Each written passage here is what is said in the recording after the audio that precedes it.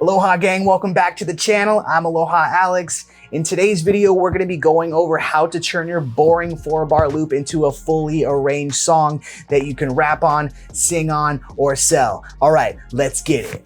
All right, you guys, so we're gonna be working in Ableton today, but I want you to pay attention to these just as concepts because you can use them in any of your DAWs. So if you're working in FL or Logic, you can use these concepts and you can turn your loops into complete full songs. So what are the concepts we're going to be talking about today? The first is to smash that like button. If you hit the like button, just give it a little tickle.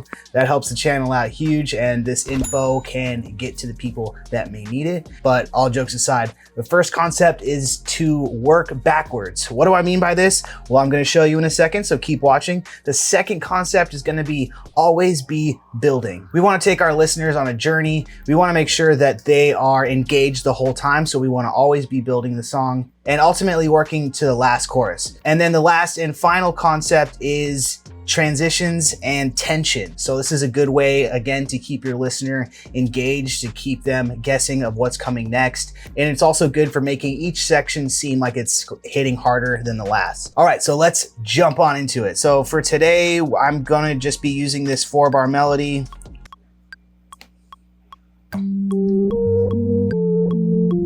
We're at 150 BPM.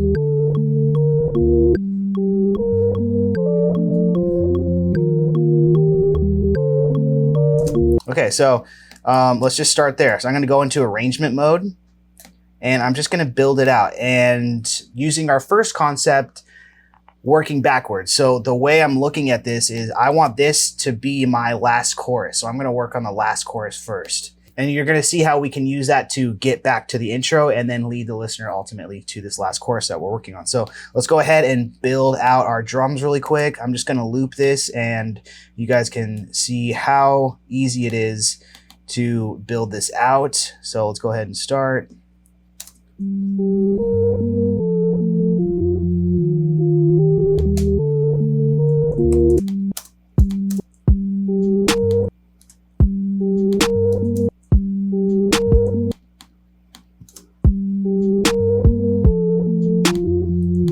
Okay, let's see what we got so far. All right, let's add our 808s.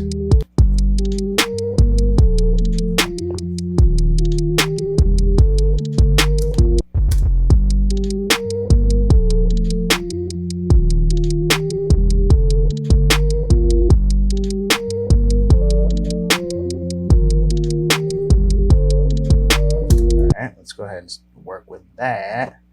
And then let's add backups, just some sort of a pad or a chord that we can have underneath it.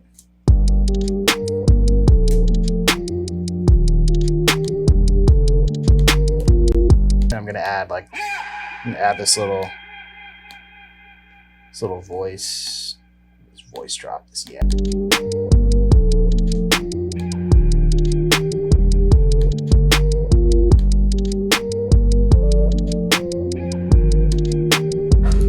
Roll off some of that high end just so it's kind of in the background.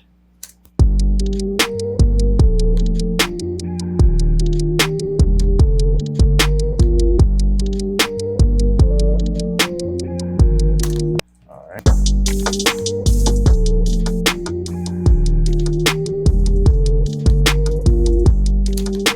Again, this is going to be our last chorus, so we want everything we're going to have in there. Throw our drum bus. You want to make drums super easy, just throw this drum bus on here.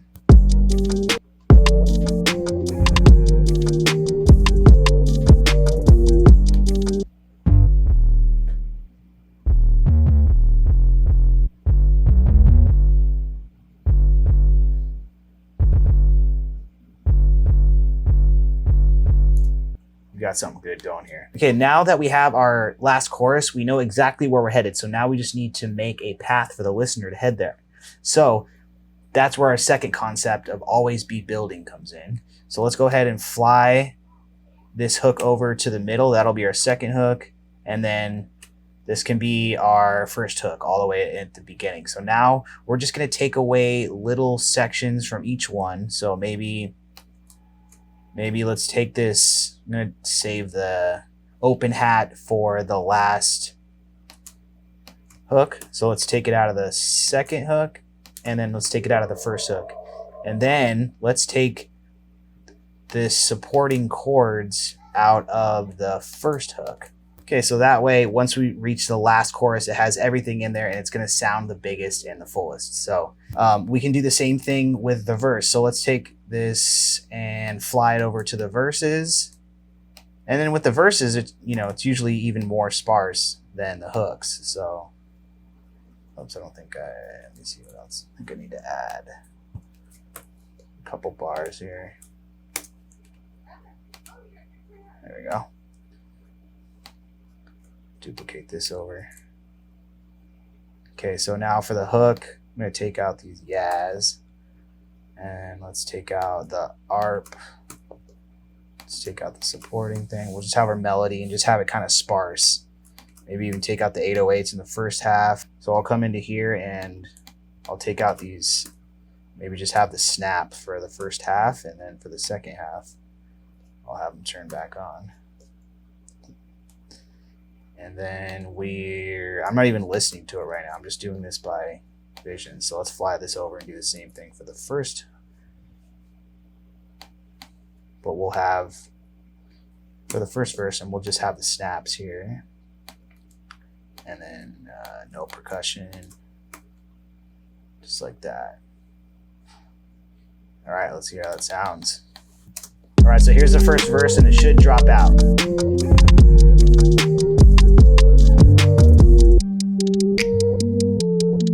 Boom.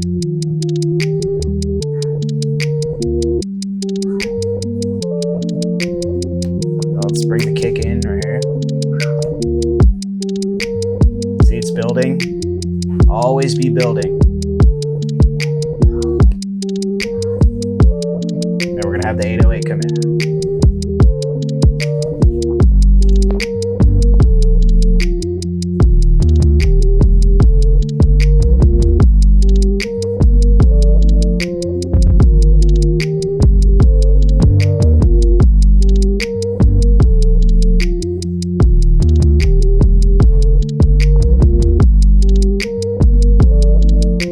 Great, see? Look how easy that is. Look how far we've come, and we started with just a simple 4-bar loop.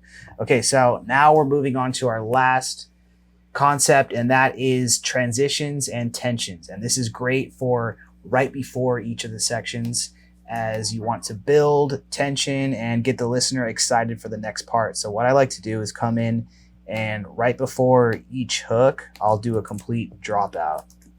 So this will be hook. I'm just gonna label these. It definitely helps if you label where your section, so you can see exactly where you're at. Okay, so verse 1. Okay, so let's go ahead and take this out. Actually, I'm going to take this little hit out of the 808s. Don't like that.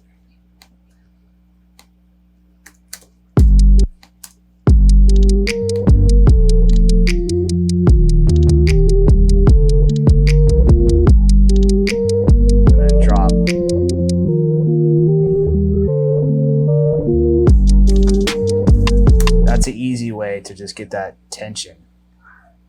Kind of throws the listener off when you just drop it out on them right before the hook. That's the best place to do it.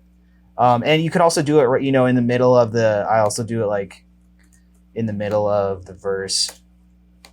And then, once you have your lyrics in there, it's way easier to kind of see where you're going to have like the dropout parts and kind of accentuate where the vocals are going.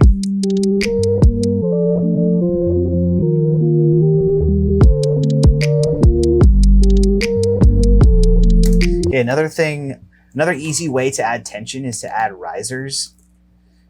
You can get these off of any sample platform, but that's great right before each of the sections as well. Just add risers, just throw them in here.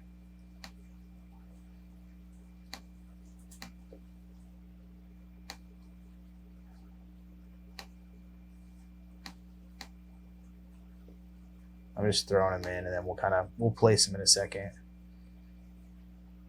And what this does, it kind of sucks this listener into the next part, kind of keeps them engaged. And then any dropouts coming back in when the drums hit back in, that's a great place to put a riser as well. So I'll throw some here. Some here.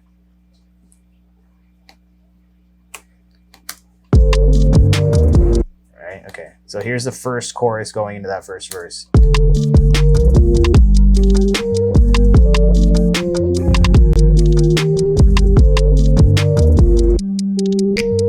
It's just a little bit. You almost want it to be felt rather than heard.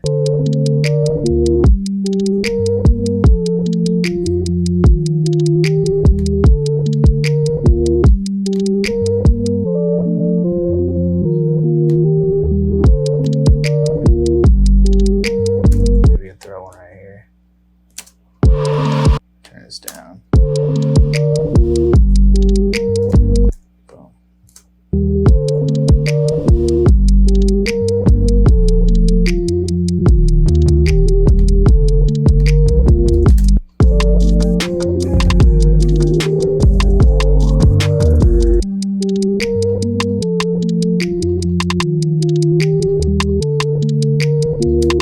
Take this percussion out on that second verse.